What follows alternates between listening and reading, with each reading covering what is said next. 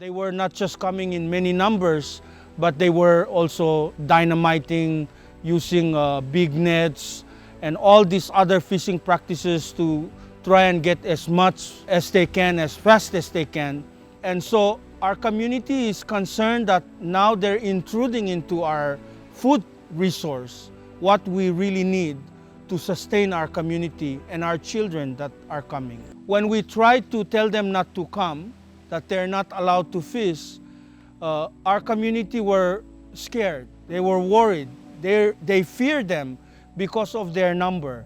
In fact, there were numbers of boats will come in 30 boats, and each boat will have about 15 to 20 crew. So they outnumber the islanders, the community members. And so that's why the community is very concerned that they own this place, yet they cannot tell these fishermen who are not welcome that you cannot fish here. The community members felt that while they own Helen Reef, they can't do anything about this problem. They realized that their future is going to be gone if this continues. So the community tried to do something about it.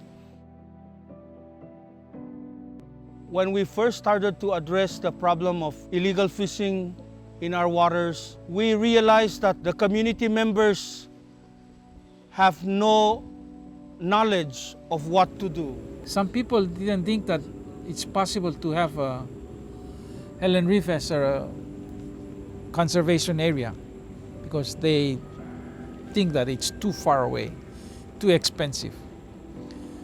But we never gave up. We went out and asked people to help us. And we get together and had a meeting.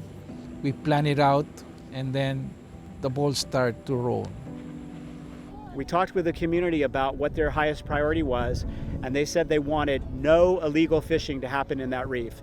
They wanted basically the reef to only be for the community members. Well, in order to have no illegal fishing, you have to have 100% enforcement. You have to have enforcement around the clock. So we essentially help them make a plan, raise money, and go out and get the resources and the training they need to set up enforcement.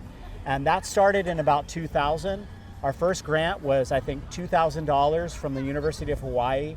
And then after that, it just started rolling. Slowly we got small grants, small grants, small grants, and eventually we raised enough money that they could protect the reef.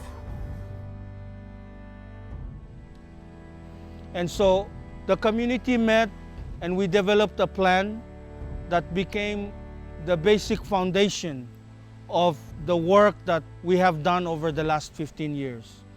Our community was able to use that plan and seek outside assistance, to communicate to government partners, to also seek financial and technical resources, to communicate amongst themselves. But more important, they were able to check some of the things that they said they were going to do, that they have done, that works slowly towards addressing the bigger problem.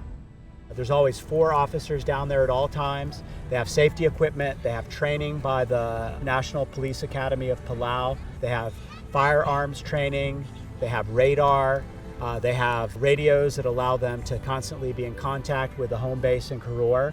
And they essentially have achieved their objective. And since then, they've been continually maintaining an enforcement system that allows them to constantly protect that reef. Our main job on Helen is to monitor the illegal fishing vessel and protect the natural resources there. When we see an illegal fishing vessel, we log the information and report it back to the main office in Koror. As soon as the main office gets this information, they report it to the National Patrol Boat for response. They'll go down and then they'll catch them maybe maybe a couple of miles away from the reef.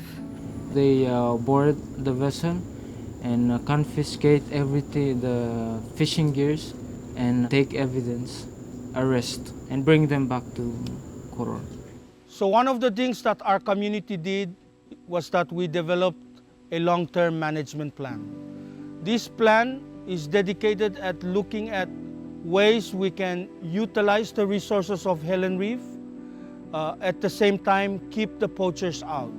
How we manage the reef is we divided in 2 parts. The one close to the islands, we open it up for fishing, for subsistence, and for whatever the people need. On the southern part, from the big wreck all the way to the end of the reef, it's a no-take zone. And that's where the spawning aggregation is, near the channel. One of the things that I think our community has been brave in doing is that we agreed that 70% of the reef will be closed. It's a no-take area. Community members and visitors are not allowed to fish there.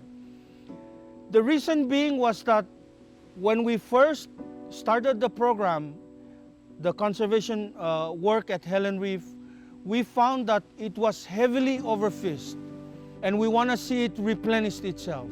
And then our community can continue to reap the benefits, continue to harvest the resources, at the same time making sure that we're sustainably utilizing them and that we're not damaging, the resources, that the future can continue to enjoy it.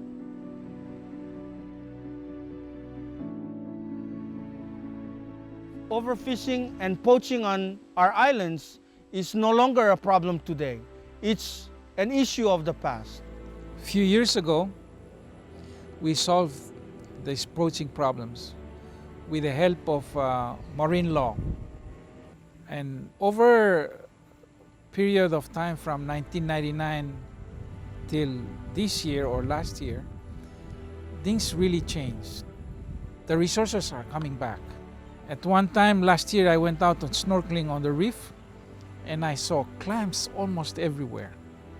At one point, I saw trocus shell. They're very close to each other. There's a small ones, that means they're spawning. And we went down there on one of the field trip, we went out fishing. Sharks were everywhere.